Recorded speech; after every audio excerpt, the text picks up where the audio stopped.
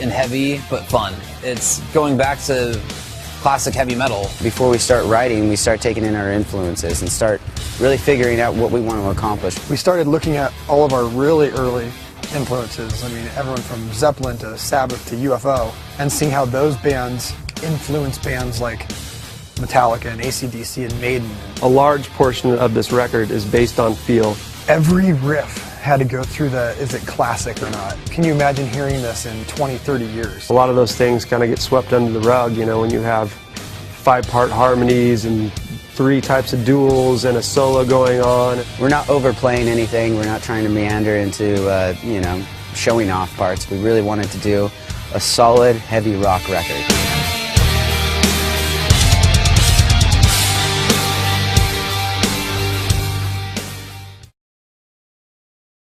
Felt like we've been to war and back on this one. I did tell Brian when we're done with this record I wanted to be 100% creatively drained.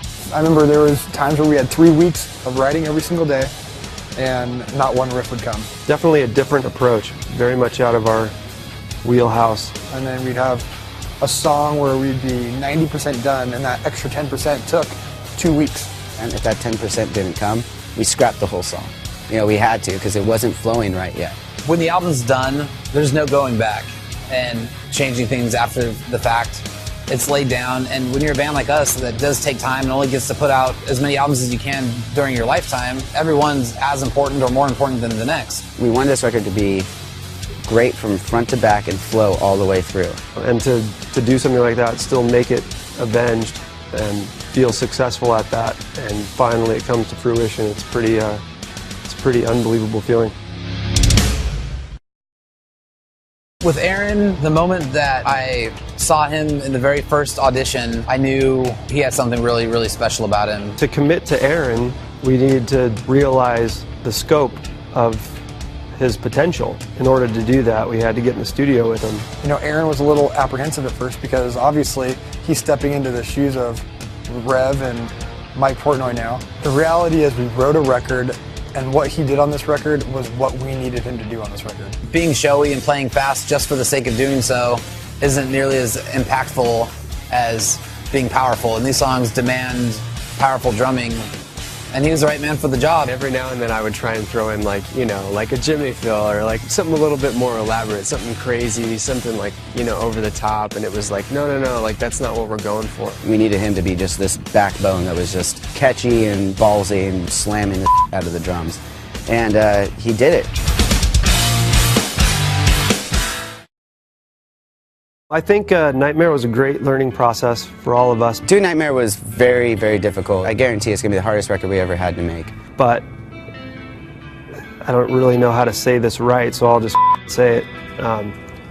The positive part of that, to have to deal with the negative part of that, was that it brought us all together. With the fans actually asking us to continue and having all that support, getting back out on the road, it really felt good again. The emotional healing process has happened, you know, and now we're back and we wanted to start making some badass riffs, badass rock music, and rock it out on this one.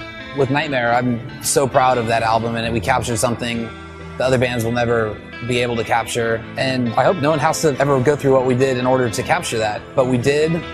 It's done. We were able to send Jimmy off with a masterpiece album that he'd helped so much with. And this album's our chance to just go back to making music for the love of doing so. When I listen to music, I visualize it. I see what's happening on stage. And with certain songs on this album, I'm so excited to bring them to a live setting. They demand it. In the touring cycle that we got coming up, there's still some places in the world that we haven't been. It's always fun to expand and see the crowds get bigger. Obviously, the familiar faces really keep us going. But when you're pleasantly surprised by your growth and expansion, there's nothing better. Anywhere there's Avenged Sevenfold fans, I want to seek them out and let them experience something that other people have been able to do. With the way the internet is, we have a lot of fans out there that are in countries and places that we don't necessarily have label support or anything like that. So once again, we're going to make a conscious effort to get out to those places. It'd be fun to play in Israel, it'd be fun to play in the Middle East, deeper into Southeast Asia, deeper into South America, Eastern Europe. We're going to be there as soon as possible. I mean, if we play 1,000 shows on this touring cycle, it wouldn't be enough as far as I'm concerned. It'd be great to get all those fans in all those places that we haven't been. And we're very fortunate and very blessed to have that. So hang in there. With Avenged Sevenfold songs, we love huge orchestrations and we love really going above and beyond when it comes to the instruments we use in a song, the way it makes you feel. We always want it to be our vision, and we listen to that type of stuff. We all listen to a lot of classical music and, you know, appreciate film scoring. We still have that cinematic piece of Avenged Sevenfold that we've had in the past, and you know, we never want to abandon that. It's all about creating that chaos atmosphere. We wanted to write all the parts, which we've always done, but this time it was more about brass and violence. You know, it was all about using violent instruments in a classical influence. Using David Campbell, who's responsible for a lot of great orchestrations on huge albums throughout many, many years. He was able to take our ideas and really improve upon them and make them sound amazing. Very, very talented guy and can realize one's dream very easily. I think he was excited that he was working on something that was a little more classically influenced.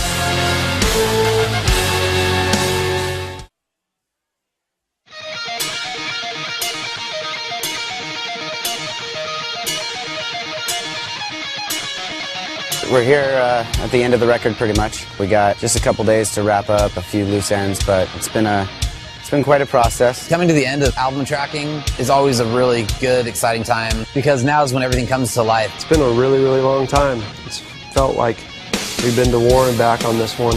About 9-10 months of just hitting it hard. Now we finally are starting to hear back what we envisioned. I think the writing process is the creative part, and now it's just about executing. You know, everybody collaborates and it grows exponentially from there. When it's done, it's incredible.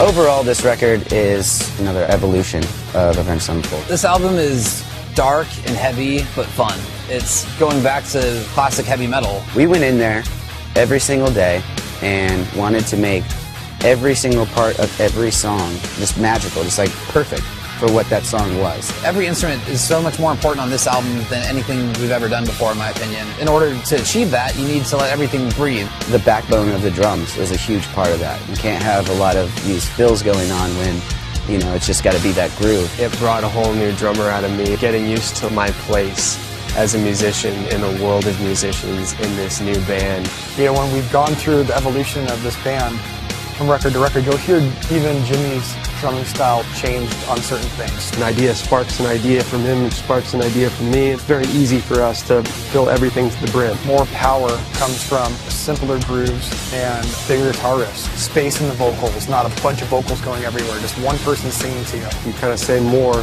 with the space than by adding more melody. And just creating an atmosphere that's different. So I think we did that with Avenged Sevenfold sound and just did the thing that we felt we had to do. It almost seemed like everybody's expectations was actually different from the band's. We're not taking a modern approach to metal. We couldn't write another record that was just sporadic all over the place. We wanted to have an idea, a focused idea, and that's what we did. It's like the only place we could have gone on this record. It was really fun to experiment with that so we could bring that kind of approach to an Avenged Sevenfold style of songwriting. We're just in there doing what we feel is going to be the next great record that Avenged Sevenfold does. I want to thank the fans for building up so much anticipation and for constantly supporting Avenged Sevenfold with every transition, you know, good and bad, all of it. It's all awesome.